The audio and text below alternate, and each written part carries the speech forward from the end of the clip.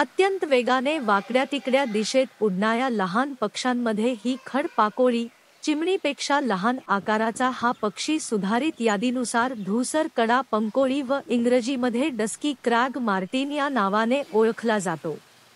काळसर तपकिरी रंग, लांब उड्डाणपंख व आखूड शेपटी यामुळे उडताना हा पक्षी धनुष्यबाणासारखाच दिसतो. उडताना नीट निरीक्षण केले तर शेपटीच्या टोकाला बहुतांश पिसांवर लंबगोलाकार पांढरा डाग दिसतो.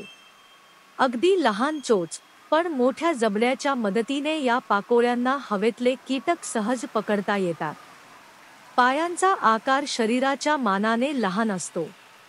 त्यामुळे पाकोळ्यांना इतर पक्ष्यांसारखे जमिनीवर जोरात चालता येत नाही किंवा उड्याही मारता येत नाहीत. पाकोळ्यांचा विणीचा हंगाम हा पावसाळ्यात म्हणजे जून ते ऑक्टोबर दरम्यान असतो.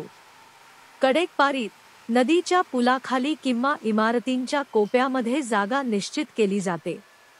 जमिनीवर उतरून पाकोळ्या चोचीमध्ये चिखल गोळा करतात.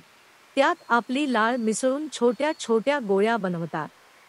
मातीच्या गोळ्यांनी लिंपलेले खोलगट बशीच्या आकाराचे घरटे बनवले जाते व त्याला आतून काड्या, पिसे व कापसाचे अस्तर दिले जाते. घरट्यात मादी 2 ते 3 अंडी घालते व दोघे मिळून पिल्लांचे पालनपोषण करतात. वाढत्या सिमेंटीकरणामुळे त्यांना चिखल गोळा करण्यासाठी दूरवर जावे लागते. घरटे बांधताना त्यांची दमछाक होते.